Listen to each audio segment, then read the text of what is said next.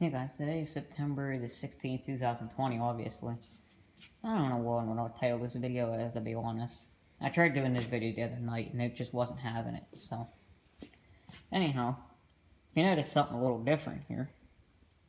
Yeah, this damn thing finally gave up the gonads. That engine is locked tight, and I mean fucking tight.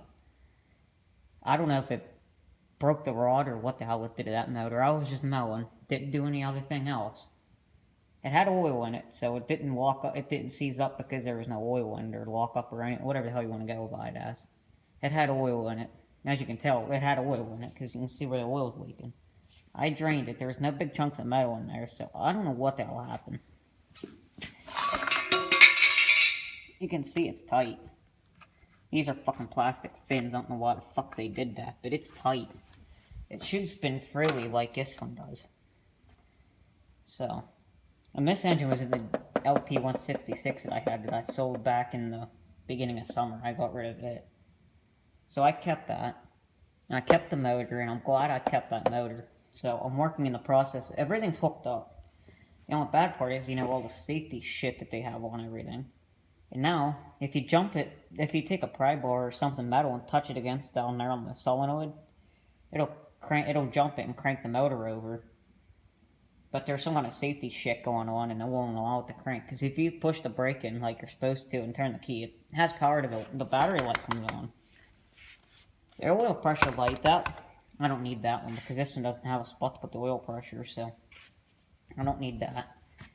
But if anyone needs an engine that's locked up for a GT275, or I think it runs for the LX series too, I don't know. But that's a FC540V, I think is what that engine is. It's a Kawasaki. So, the only thing I'm keeping for that motor is the carburetor, the spark plug, the starter, and the negative cable. Everything else needs to go. So I'm going to either part that out. I thought about tearing it apart and doing a video on it, but I don't know, we'll see. But anyhow, that's going to either get ripped apart or I don't know. So, anyhow, enough with that subject. But that's what happened with that. So, this motor is getting hooked up. Everything's hooked up. We just need to fix the throttle linkage and figure out the safety crap and get it to run. I gotta change the oil in this. I have the oil and oil filter to change the oil in this, and then that'll be done. And hook everything back up, make sure everything works before I do anything else. So, that's the reason why this thing's in pieces right now. And the only reason why I had to take the fender off is because I had to move the fuel line since it was on that side. The fuel pump and everything was on that side on the other motor. I had to run it over here, so that's done. So anyhow, I guess I might as well go ahead and do an update on this damn thing since it's still sitting in the corner for like a month.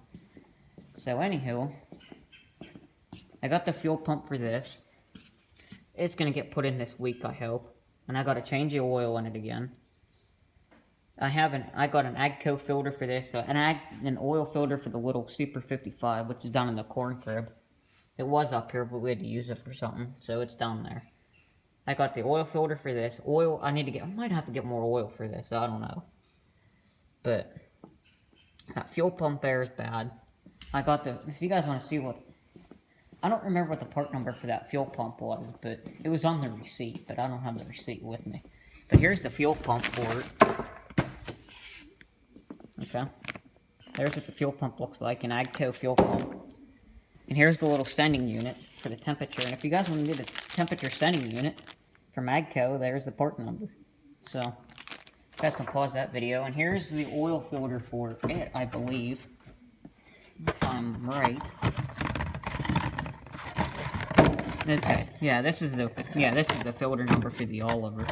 For the 1555 or 1550, whatever the heck you want to go by it as. That's the part number for that.